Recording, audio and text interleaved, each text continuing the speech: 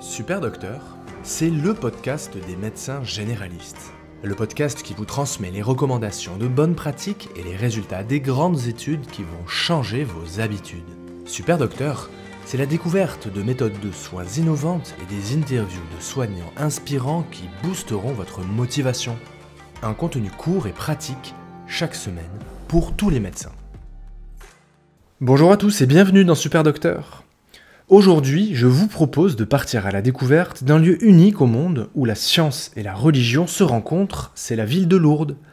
Depuis les célèbres apparitions de 1858, ce site attire des millions de pèlerins de partout dans le monde. Certains d'entre eux s'estiment bénéficier d'une guérison miraculeuse de leur état de santé lorsqu'ils se rendent à la fameuse grotte de Massabielle située dans le sanctuaire de Lourdes.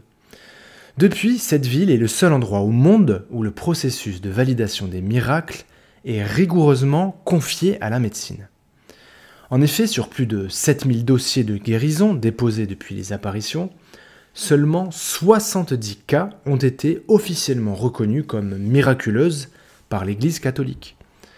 Alors pour comprendre le fonctionnement de ce processus exceptionnel, j'ai eu le plaisir de m'entretenir avec le docteur Alessandro De Francisis à l'été 2024.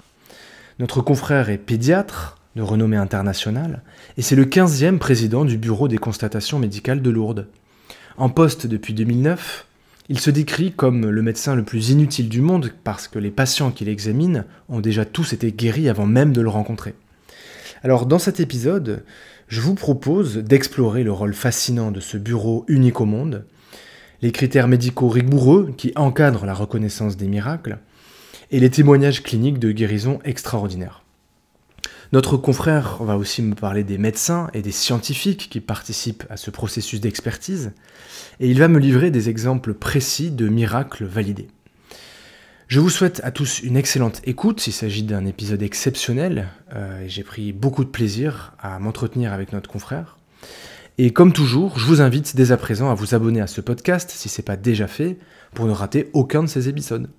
Docteur Alessandro De Francisis, bonjour. Nous sommes ici au sanctuaire de Lourdes, dans le bureau des constatations médicales.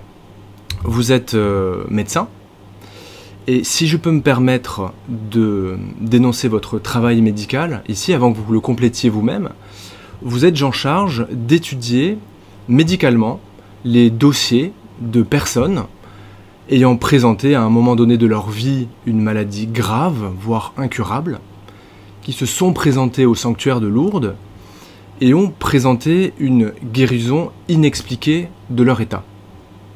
Vous allez compléter cette description, mais votre rôle, à ce que j'ai compris, c'est d'étudier scientifiquement, avec l'aide de collègues, notamment d'un comité médical international dont on va être amené à parler, d'étudier ces dossiers, disais-je, et comme tout médecin, vous revenez sur l'histoire clinique, sur les bilans biologiques, sur les examens d'imagerie, pour avérer d'une guérison inexpliquée par la science.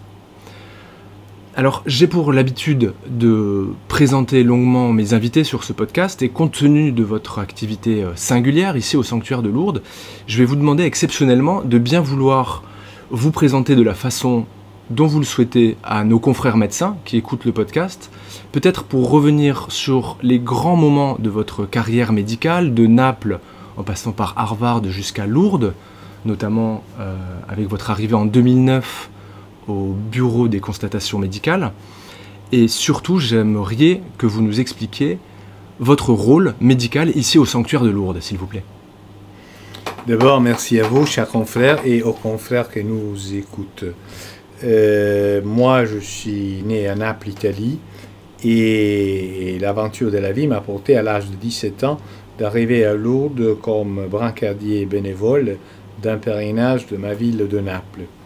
Je tombe, c'était foudroyant, je tombe amoureux de la ville de Lourdes, du pèlerinage à Lourdes, de l'assistance et de l'aide, de la vie en commun avec les personnes malades et handicapées.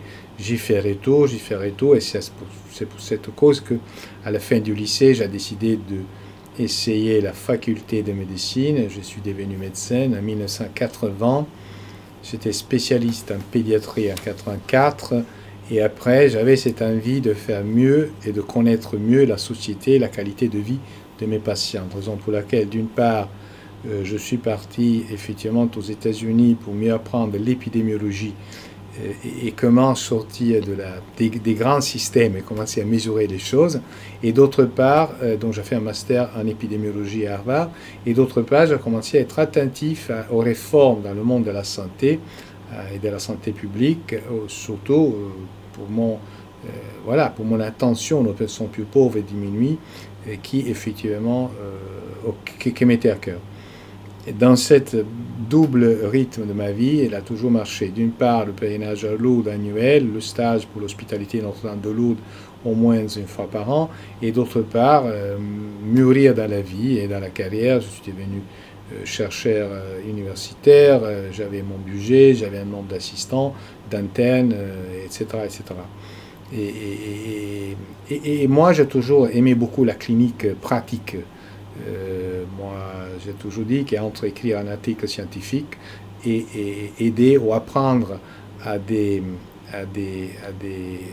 jeunes collègues à examiner un enfant et à formuler un diagnostic approprié, à interroger sa mère et tout ça, c'était sans doute plus important pour moi de donner assistance aux petits que non l'article. Voilà, donc ça c'est le cadre général dans lequel, y compris des expériences dans la vie publique, comme député à l'Assemblée nationale de mon pays et président du conseil général d'une province compliquée à côté de Naples, en certain moment, je reçois une lettre absolument inattendue de la part de l'évêque de ce diocèse, Monseigneur Jacques Perrier, jamais vu dans ma vie précédente, qui avait entendu parler de moi et qui me proposait de venir à Lourdes, de déménager à Lourdes, et d'y venir le président, ou le médecin permanent du sanctuaire, et donc le président du bureau des constatations médicales et de l'Association médicale internationale de Lourdes.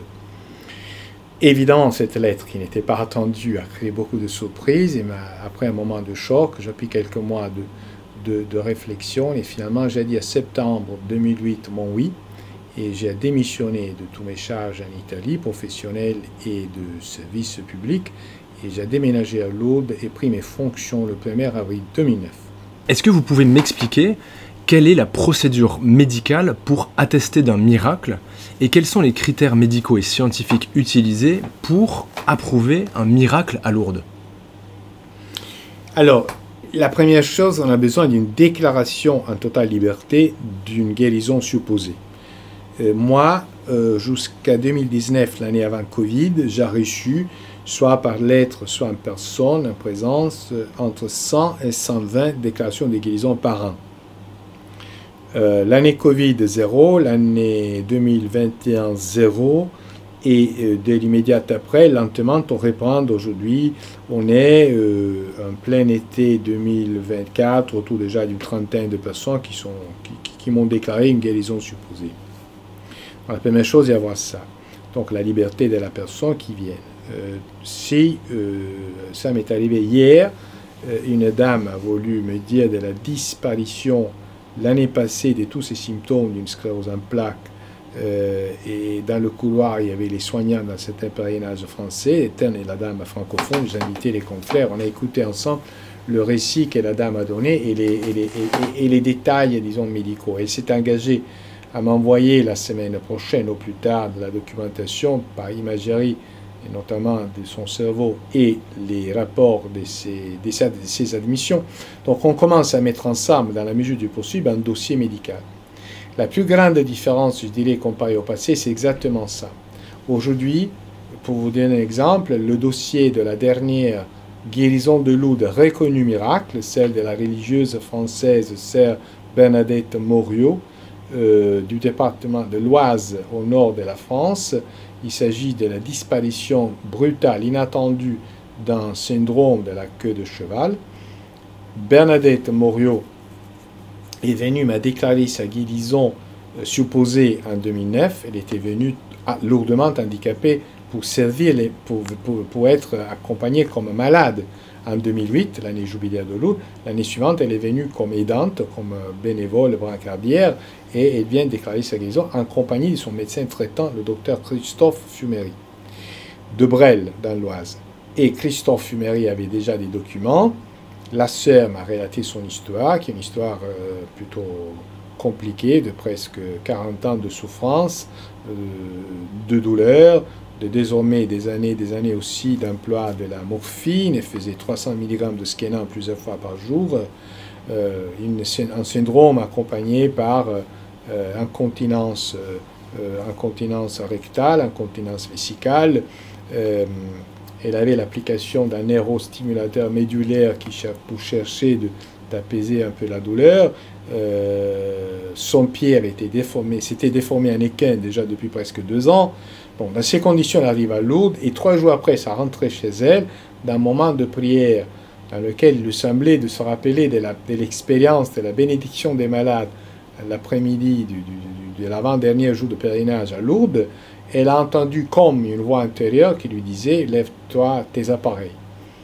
Elle rentre dans sa petite chambre, elle détache la telle du pied déformé, elle voit que son pied gauche est parfaitement mobilisé. Elle a fait retour à la normalité. Elle détache la Minerve d'abord de le corset rigide après, elle n'a pas de douleur. Elle se tourne sur le dos, elle n'a pas de douleur. Elle étend le neurostimulateur médulaire, pas de douleur. À ce moment, elle a envie de faire pipi, et assise sous le WC, elle se rend compte qu'il ne faisait pas plus pipi depuis des années parce qu'elle avait appris à s'auto-sonder plusieurs fois par jour pour éviter une kystite ou des infections des vies urinaires. Et à ce moment, elle éclate en larmes et les larmes sont entendues par l'une des sœurs qui passe dans le couloir. Et ce soir-là, elle n'a pas pris de la morphine. J'ai eu aucun symptôme de syndrome de sevrage. Et basta. Le lendemain matin, arrive sa sœur. Donc cette histoire m'était racontée. Dès qu'elle parlait, je croisais celle qu'elle me disait avec les critères de Lambertini que je gardais dans ma tête. Ce sont les critères donnés par Rome que nous suivons d'une manière très rigoureuse. Présenté par un évêque italien, le cardinal Lambertini, qui deviendra pape Benoît XIV. Et ce sont des critères, évidemment, que rien de médical, mais très rigoureux, établis, imaginez-vous, en 1734. 2 critères sont liés à la maladie, 4 à la guérison, et un critère général. D'abord, pour moi et pour nous à Lourdes, le collège des médecins présente aujourd'hui, par exemple, serait impératif d'avoir un diagnostic de précision. Et après, qu'il s'agisse d'une maladie avec un pronostic grave, en tout cas une maladie importante. Vous n'avez pas l'idée de combien de gens viennent me dire, et je les écoute, et je prends des notes de chacun, mais qui me disent, docteur, l'année passée, j'avais douleur, je ne veux pas trop marcher, j'avais douleur de mon genou, j'écoute. Ce sont des gens qui veulent en quelque manière remercier une entité supernaturelle. Moi, je suis là, simple médecin, je prends des notes. Comment on ferait lorsqu'on prend l'histoire clinique d'un patient qui vient à la clinique ou faire un test? Après, on a 4 critères liés à la guérison. Pour moi, c'est impératif, et pour nous, en tant que collège impératif, d'avoir preuve que la guérison soit arrivée sans signe prémonitoire.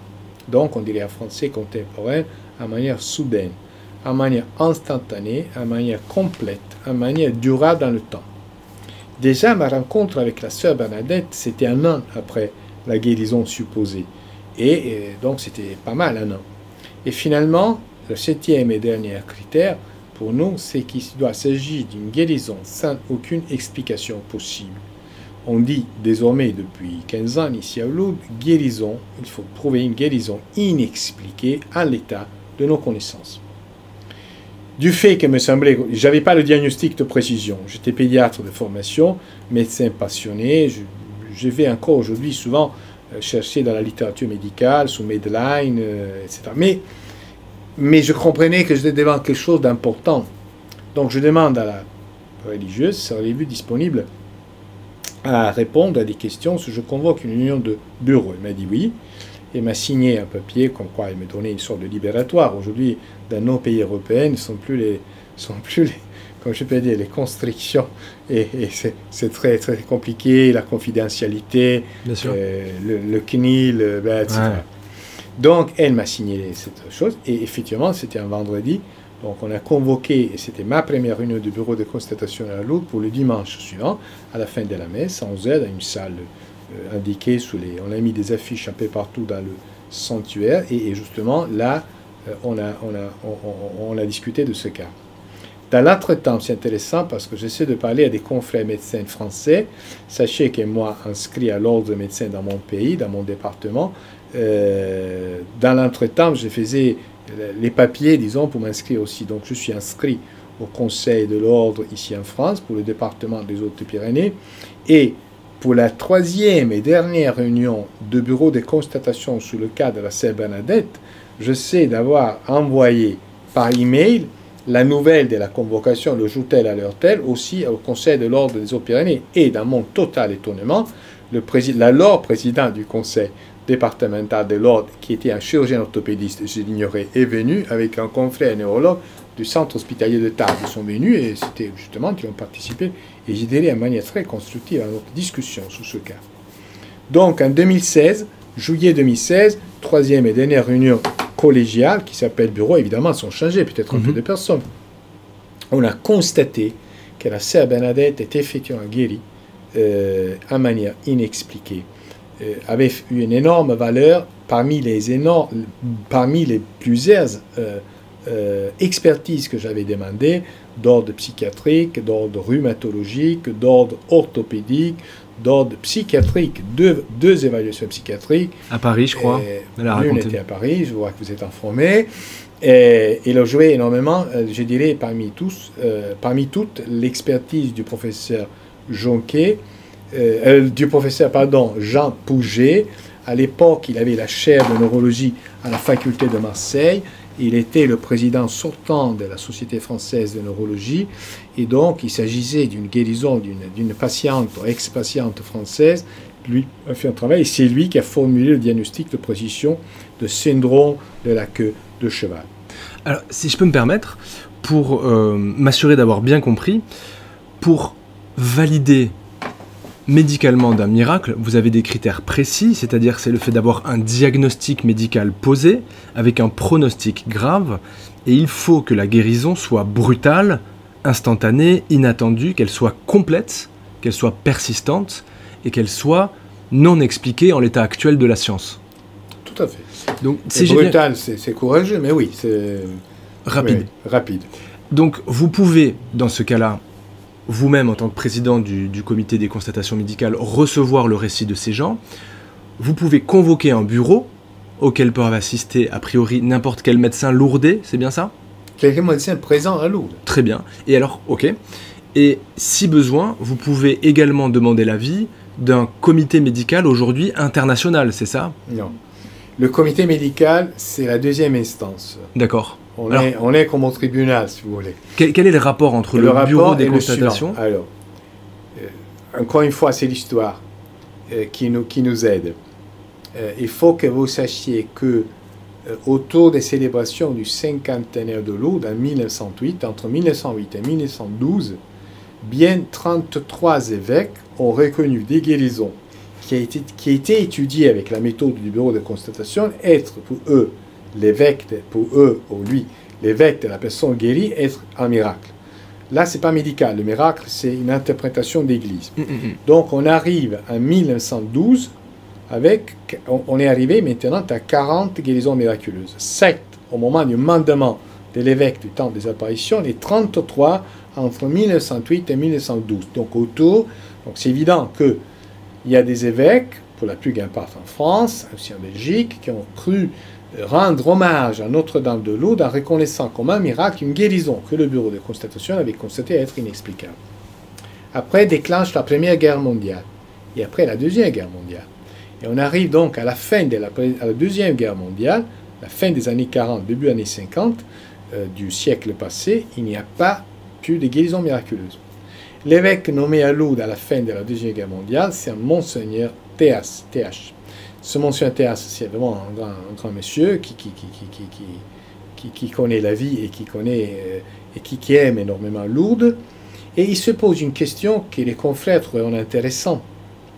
Quelle était la cause la plus fréquente des maladies guéries à Lourdes dans les miracles précédents? C'était la tuberculose. Et maintenant, voilà que depuis quelques années, 2 ans, 3 ans, à la fin de la guerre, les Américains, les autres chercheurs, on commence à voir sur le marché quelque chose qui peut battre des maladies infectieuses bactériennes, les pénicillines. L'évêque, non médecin, se demande, mais les médecins qui accompagnent les pèlerinages à Lourdes sont-ils forcément à jour sur tous les progrès et les avancements de la recherche médicale?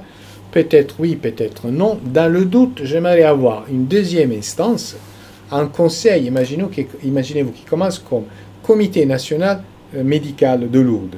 C'était un groupe d'une vingtaine d'éminents professeurs ou chefs de département clinique en France qui étaient disponibles à être consultés pour donner un avis final sur quelque chose qui était étudié par le bureau de constatation. Et donc, avec la création du comité national, qui deviendra en 54 comités internationaux, 1000 comités médicaux internationaux, on a finalement la procédure qui est bien définie. La déclaration des guérisons au médecin permanent. Dans quelques cas, s'il y a matière, la convocation d'une ou plusieurs réunions du bureau de constatation pour arriver à constater une guérison comme inexpliquée en l'état de nos connaissances, et à ce moment, celui qui préside les réunions du bureau de constatation est ex officio le secrétaire du comité médical international, c'est-à-dire moi, par les dernières 15 ans. Le secrétaire du comité présente au président du comité médical les cas à mettre à l'ordre du jour de la réunion annuelle du CMIL, Comité médical international, qui aujourd'hui est devenu composé par une trentaine de professeurs des différents pays du monde, dont la majorité est sans doute française, parce que nous y sommes. Mais évidemment, il y a des Américains, des Allemands, un Autrichien, un Espagnol, 2 Italiens ou 3. Donc, or, c'est évident que lorsque le permanent à Lourdes a besoin d'une expertise particulière et de niveau, je m'adresse avec grande liberté aux membres du CMIL pour donner des avis. Par exemple, sur le cas de Sœur Bernadette, il m'a été conseillé de la part du même professeur Jean Pouget de la chaire de neurologie de Marseille, de m'adresser à un certain psychiatre. Vous voyez, donc, je peux demander un avis. Mais c'est un niveau, je dirais, universitaire, c'est un niveau académique où il y a une grande liberté. Donc en fait, c'est une véritable procédure au sens du procès. Et c'est dans la réunion annuelle du CMIL que s'il y a à l'ordre du jour la discussion, comme c'est le cas de Sœur Bernadette en 2016, novembre 2016, à l'ordre du jour, il y avait le dossier. Le professeur Jean Pouget a présenté le dossier comme rapporteur au CMIL, une discussion s'est ouverte, et après les membres du CMIL, différemment qu'au bureau de constatation, où on vote et décide à la main levée, en totale liberté, on est compte rendu. Au CMIL, le vote est par scrutin secret. Et nous donnons aux membres du CMIL deux bulletins de vote. Un se dit oui, l'autre se dit non. De manière que le prof met un oui ou un non avec son stylo et reste totalement anonyme. Il y avait un seul membre qui s'était dit dans la discussion générale, méfiant et ne croyait pas dans la guérison de la sœur Bernadette, et il a déclaré sa position. Et effectivement, après, dans le vote secret, au comptage de votes, il n'y avait qu'un seul non, et tout le reste, sur les 27 votantes, 26 oui.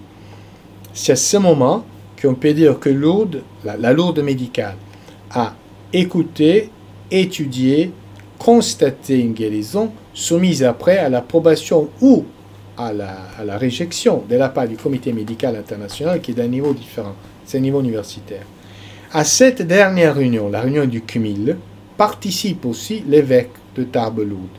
Il ne vote pas, il n'est pas médecin, il ne comprend rien de cette, élégance de nos débats cliniques et médicaux. Mais il est là pour témoigner avec ses propres yeux à l'honnêteté de la discussion, à la présentation des différentes opinions et au résultat du vote final. Et donc en 2016, Monseigneur l'évêque, c'était à l'époque Monseigneur Nicolas Brouvet. Monseigneur Brouvet a donc assisté à ça, et à janvier ou février 17, a écrit un courrier dont je garde copie dans le dossier de la sœur Bernadette, un dossier d'ailleurs très lourd, à laquelle la sœur Bernadette a collaboré. Autre problème que j'ai, mais je suis sûr là, je suis fraternellement et confraternellement dans la même boîte de tous mes amis confrères médecins utile, je me considère inutile parce que déjà bien chez moi lorsque tout est fini, parce que je suis tout à fait inutile. Mais en tout cas, lorsqu'un médecin de médecine générale, un médecin de famille, un pédiatre de base doit monter un dossier avec la collaboration de la famille, la plupart des fois, il manque quelque chose, l'hôpital a fermé, la biopsie on ne la trouve pas, il y a un incendie qui a détruit... Donc, et la sœur Bernadette a vraiment collaboré. Et donc, Monseigneur a donc écrit à son confrère, l'évêque du diocèse d'appartenance de Sœur Bernadette, qui était le diocèse de le diocèse de Beauvais, et l'évêque de Beauvais, Monseigneur l'évêque de Beauvais, avait la liberté de faire ce qu'il voulait. Et ça m'est arrivé dans mes années du mandat, que certains évêques ont reçu la lettre de Lourdes, mais après ils n'ont rien fait. Et par contre, l'évêque de Beauvais, un an après, il a médité, il a discerné, et un an après, en 2000, et à la fin de 2017, en décembre 2017, il a cru opportun constituer une commission diocésaine, encore une fois avec la présence d'un médecin de sa confiance, un chirurgien de l'hôpital, du centre hospitalier de Beauvais, et finalement, il a décidé à février 2018 d'annoncer comme évêque que la guérison constatée et reconnue comme inexpliquée à l'état de nos connaissances scientifiques de la sœur Bernadette Mourier avait pour lui évêque les caractères d'un prodige et d'un miracle par intercession de Notre-Dame de Lourdes. Voilà les deux plans complètement différents, le plan médical et le plan de l'Église. On va y venir justement.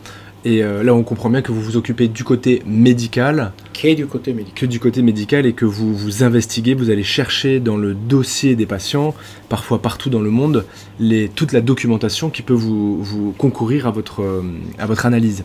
Je crois que Sœur Bernadette, dont nous parlons, est la 70e miraculée reconnue. Lourdes publie et édite les 70 noms.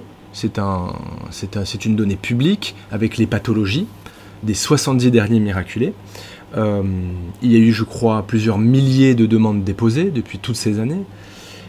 Vous n'en reconnaissez que quelques-uns pour arriver au bout, à ce jour, à 70 miraculés. Est-ce qu'il y a un profil type de miraculé? Non. Il n'y a pas un profil type, ni pour l'âge, parce qu'il y a des enfants, des adultes, des personnes âgées, ni pour le genre ou sexe, parce qu'il y a des femmes et des hommes, les femmes sont en majorité, ni pour la condition civile, il y a des mariés, des célibataires et des religieux et religieuses. Donc il n'y a pas un profil type. Je dirais qu'à l'exception des religieux et religieuses, sont des gens absolument normaux, sont des gens qui peut-être sont même pas, je ne sais pas, qui sans doute étaient, j'imagine, chrétiens pour être passés par Lourdes, mais je dirais pas au-delà de la messe. C'était pas, ils ne sont pas des saints. Être reconnu comme une guérison miraculeuse, c'est pas être reconnu comme un saint, bien sûr, ou comme un modèle.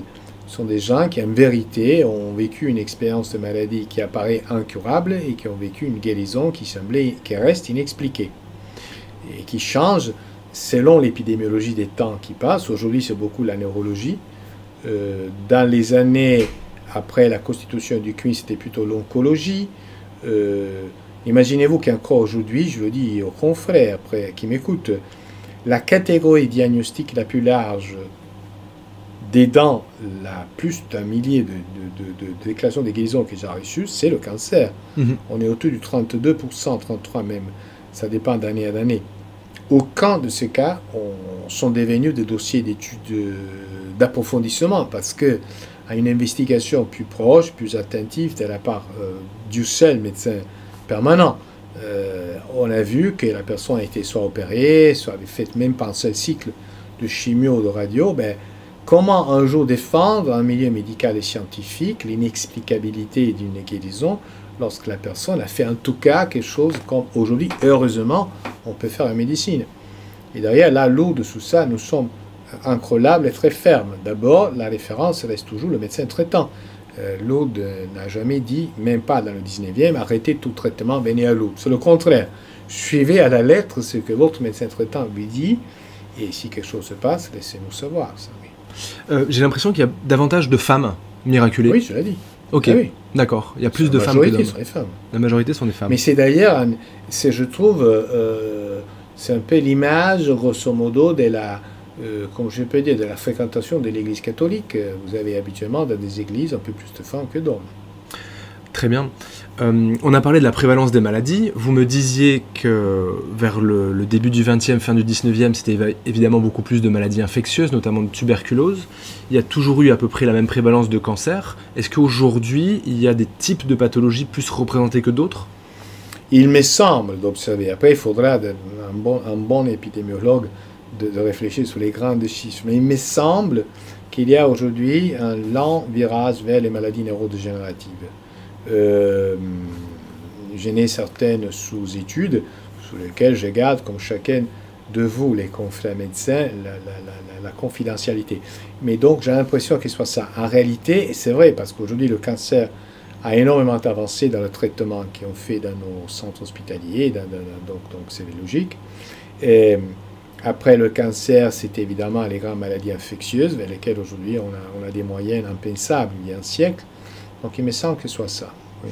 Et il y a une question qui m'intéresse beaucoup, vous y avez répondu partiellement, c'est que vous évaluez non seulement le côté médical, somatique, mais aussi le côté psychique, voire psychiatrique des dossiers déposés.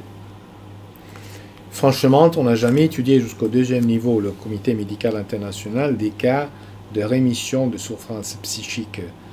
J'ai enregistré dans mes 15 saisons 2 cas de guérison supposée de schizophrénie. Il faut dire que j'ai vu l'une, il s'agissait d'une femme, 2 fois après venir dans son pèlerinage annuel et après je ne suis plus rien. Donc c'est légitime de penser soit qu'elle soit décédée, soit qu'elle soit retombée dans son état de maladie. Et l'autre, que la déclaration de guérison n'est plus rien.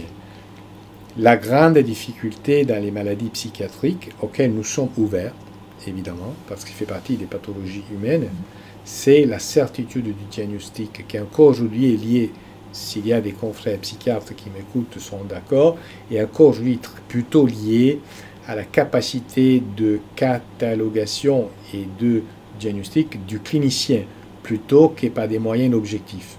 Donc, je dis que Vittorio Micheli est guéri en 1963 d'une ostéosarcome de l'anse de gauche, c'est car j'ai les biopsies de l'époque, j'ai l'imagerie de l'époque, et là, il y a un doute, on voit que l'articulation coxofémorale semblait être mangée, consommée par le cancer qui avançait. On voyait une zone nébuleuse qui, à l'époque, on n'avait pas ni d'IRM ni de scanner, ça semblait être le cancer qui envahissait la partie gauche du pelvis de cet homme. Mais dans la maladie psychiatrique, c'est beaucoup plus compliqué d'avoir une preuve sur les certains. Des amis radiologues, aujourd'hui, m'ont plutôt dit, ça c'est, je trouve, exciting, on dirait en anglais, c'est vraiment plutôt de grand intérêt, qui est le développement de l'imagerie électronique, aujourd'hui porte à voir qu'il y a des changements de couleur et d'intensité de l'activité électrophysiologique de certaines régions du cerveau en liaison avec certaines conditions de pathologie. Donc, rien de plus improbable que mon successeur ou le successeur de mon successeur un jour pourra faire un diagnostic de certitude d'une condition psychiatrique, bien, pourquoi pas, nous sommes ouverts. Ce que je veux dire, c'est également, dans les cas de guérison de cancer, le fait d'évaluer que ça n'était pas, par exemple, une confusion, une bouffée délirante aiguë, une hallucination. Ah oui, d'accord. Alors, par contre, effectivement, dans les cas surtout les plus graves, disons, dans lesquels ils me sont arrivés dans ces dernières années, je demande, et mes prédécesseurs, j'imagine, faisaient le même, d'avoir l'avis d'une expertise psychiatrique, parce que, évidemment, celle que les anciennes auraient appelée hystérie, ou celle qu'aujourd'hui on appellerait, effectivement, moi je ne sais rien, simulation, ou voilà, donc sont toujours possibles. Et moi, quelqu'un a dit que mon métier, c'est celui de l'avocat du diable. C'est vrai, c'est-à-dire que j'ai appris tant de petits trucs que je ne faisais pas dans ma clinique de pédiatre. Mais moi, je sens d'une fois l'honneur, sans doute, mais je sens aussi la responsabilité de ne pas jeter l'eau dans le scandale mondial. Donc je suis très sévère sur ça, oui. Il me reste 2 petites questions à vous poser. Est-ce que vous avez rencontré des tricheurs, des gens qui trichaient sur leur dire, sur leurs propos, sur leur dossier médical, qui voulaient se faire reconnaître comme miraculés alors qu'ils ne l'étaient pas? La réponse, tristement, est oui, mais les choses se sont arrêtées tranquillement parce que Soit j'ai refusé un suivant de le revoir, soit je lui ai dit que je semblais qu'il n'y avait rien à prouver, mais oui. Très bien. Quelles ressources à votre bureau? Parce que j'imagine que tout cela prend du temps. Vous êtes président, c'est votre travail. Comment faites-vous pour... Je vous explique. Le bureau des constatations a été toujours une institution, une émanation du sanctuaire de Notre-Dame de Lourdes. Dans l'immédiat, dans sa fondation, c'était en sorte de cabane en bois qui était côté gave derrière ce qu'il y a les arcades aujourd'hui. Après, dans les travaux de préparation au cinquantenaire de Lourdes, elle est passée sous les arcades, toujours côté gave. Donc il y avait bureau de constatation et son petit annexe, le musée des Miraculés. Et finalement, il y a une trentaine d'années, a été déménagé dans ce couloir au deuxième étage de ce bâtiment. Mais le bureau, c'est donc une entité du sanctuaire. C'est pour cette raison que le sanctuaire Notre-Dame de Lourdes paye le salaire du docteur, donc j'ai un salaire comparable à un médecin de mon âge, de mon niveau, de mon expérience, et une secrétaire à plein temps. En saison de pèlerinage, il y a une deuxième secrétaire qui est par contre saisonnière et que compose le total. Après, en 1925, a été institué par Monseigneur Chauffer, évêque de Tarbes, encore une fois pour souligner le respect que la profession médicale a à Lourdes depuis les apparitions. Il a voulu une association médicale de Notre-Dame de Lourdes, ouverte de sa fondation en 1925, ouverte aux médecins chrétiens qui venaient en pèlerinage, et, c'est intéressant, c'est très français ça, et c'est très intéressant, et aux médecins qui voulaient se tenir informés aux faits TS, au pluriel, aux faits de Lourdes. Ça, c'était des Français. La demande, notamment des Italiennes à l'époque, était très forte, donc elles ont changé de nom en 1000, donc c'est l'Association médicale internationale Notre-Dame de Lourdes. Donc, le médecin permanent du bureau de constatation, ex officio, est le président aussi de la MIL. Et à la MIL, les médecins qui viennent et qui veulent s'inscrire, devenant membres de la MIL, payent une cotisation. Et avec la cotisation à la MIL, on paye aujourd'hui la traduction et la publication de notre bulletin, qui sort 3 fois par an, toujours plutôt intéressant, je vous donnerai des exemplaires. Et on paye aussi le salaire d'un graphiste qui s'occupe de communication et qui s'occupe comme éditeur graphiste de notre bulletin. Donc nous sommes, comment je peux dire, oui, c'est le sanctuaire et la MIL qui paye nos dépenses. Mais il faut dire que nous ne sommes pas chers parce que quand il y a des cas, comme par exemple actuellement je suis en certain dossier en Italie, un certain dossier aux États-Unis d'Amérique et un certain dossier au Royaume-Uni, c'est habituellement les médecins du lieu qui très volontiers ont créé le réseau nécessaire pour tout l'approfondissement, pour les choses. Donc je garde la liberté de décider qui, et je le fais selon les règles de rigueur que je vous ai présentées, mais effectivement ça ne coûte presque rien.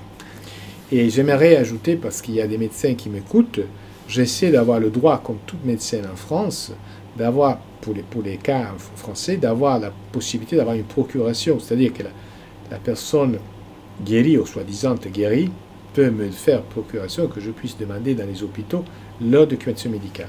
J'ai toujours refusé d'utiliser ce droit que j'ai en tant que médecin, parce que je pense que Lourdes a déjà sa renommée en tant que Lourdes, et qu'il s'agit de 70 guérisons miraculeuses, ou de 700 guérisons miraculeuses, ne changera rien pour le petit groupe qui départ ce matin de Bretagne, ou qui part demain matin d'Afrique ou des États-Unis pour venir à Lourdes. Avoir un jour quelqu'un ou quelqu'une qui puisse se dire qu'on a triché, qu'on a dit quelque chose, qui oui avait dit mais je ne savais pas, non. Pour moi, le dossier, après mon successeur fera comme il veut, mais le dossier se bâtit avec la collaboration pleine et libre de la personne qui m'a déclaré sa guérison. Bien sûr. Il me reste une dernière question à vous poser. Une fois votre travail médical terminé, c'est l'Église qui prend la main sur le dossier, si je peux m'exprimer ainsi, et donc c'est elle qui stipule d'une intervention divine qui puisse expliquer cette guérison que votre bureau a qualifiée d'inexpliquée à ce stade. Je pose la question à mon confrère. Est-ce que vous croyez au miracle ?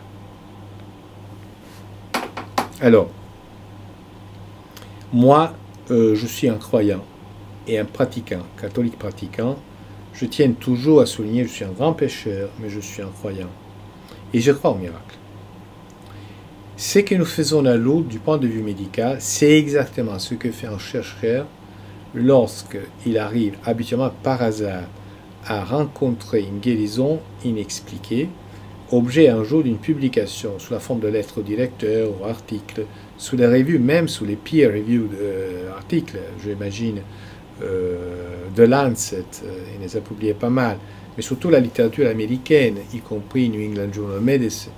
De temps en temps, vous trouverez, on pourrait faire facilement un Medline, vous trouverez sous les mots anglais spontaneous regression. Donc le phénomène existe. La force de la méthode lourde, qui reste unique dans le monde de toutes religions confondues, c'est celle de soumettre une histoire de guérison prétendue à une investigation médicale qui porte à dire oui, cette guérison n'a pas d'explication. Là s'arrête l'expertise des médecins, et là entre dans notre cas l'Église catholique. Où est la force de notre méthode? C'est que, une fois que l'évêque a reconnu miraculeuse la guérison de la sœur Bernadette Moreau, c'était son évêque, l'évêque de Beauvais, c'est pas l'évêque de Lourdes. Il a reconnu miraculeuse sa guérison. Je peux comprendre, et j'aurai toujours du respect en tant que médecin, de l'opinion du docteur X ou Y, qui me dira, oui, c'est vrai, mais un jour on l'expliquera. D'accord, un jour. Mais êtes-vous d'accord avec moi qu'il n'y a pas d'explication? C'est vrai, à ce moment, il n'y a pas d'explication, reste inexpliqué. Donc, je peux demander aussi au docteur X ou Y de respecter l'opinion de Monseigneur, je ne sais pas quoi, W, qui par contre a dit, on est d'accord, il n'y a pas d'explication, il n'y a pas d'explication. Donc pour lui, par contre, il y a le doigt de Dieu. Là, il y a l'intervention divine. Pourquoi pas? D'ailleurs, c'est vrai qu'on ne pourra pas montrer l'existence de Dieu dans ce cas, mais on ne peut même pas montrer la non-existence de Dieu. En tout cas, il y a du respect pour la position du non-croyant et le respect pour la position de l'évêque. Et là, je pense que c'est une force, ça, si je peux m'exprimer, c'est l'une des très peu d'unicité de l'eau de France. C'est-à-dire qu'ici, il y a évidemment la vie de foi. Je pense que le médecin permanent ne peut qu'être un catholique, parce que sinon, comment comprendre la dynamique aussi, psychologique, spirituelle, même l'emploi du temps? Combien de fois le dimanche après-midi, j'étais au sanctuaire, combien de fois le dimanche soir, j'ai donné des témoignages aux gens de rencontrer quelqu'un qui disait de partir lundi matin, voulait déposer sa déclaration de guérison. Combien de fois on arrive plus tôt, on arrive plus tard. C'est évident qu'il faut appartenir au milieu, disons, chrétien, mais dans le respect, dans la logique typique d'un article scientifique ou d'une lettre au directeur de la publication comme une spontaneous regression. Là, on est sûr et certain, et après, chacun reste son idée. Il est 15h10. Nous avons terminé. Je vous remercie infiniment. C'était passionnant. Félicitations, vous êtes bien arrivé à la fin de cet épisode du podcast. S'il vous a plu, si vous avez appris des choses utiles et que vous souhaitez que je poursuive ce travail, vous pouvez vous abonner à ce podcast et en parler à un de vos confrères ou une de vos consoeurs. Et si vraiment vous voulez m'aider, vous pouvez me laisser une note de 5 étoiles sur vos applis et un petit avis sympa pour référencer ce podcast. Pensez également à vous abonner à la newsletter. Je vous envoie chaque mois un mail à haute valeur ajoutée pour la médecine générale. Vous trouverez le lien dans les notes de l'épisode. À bientôt!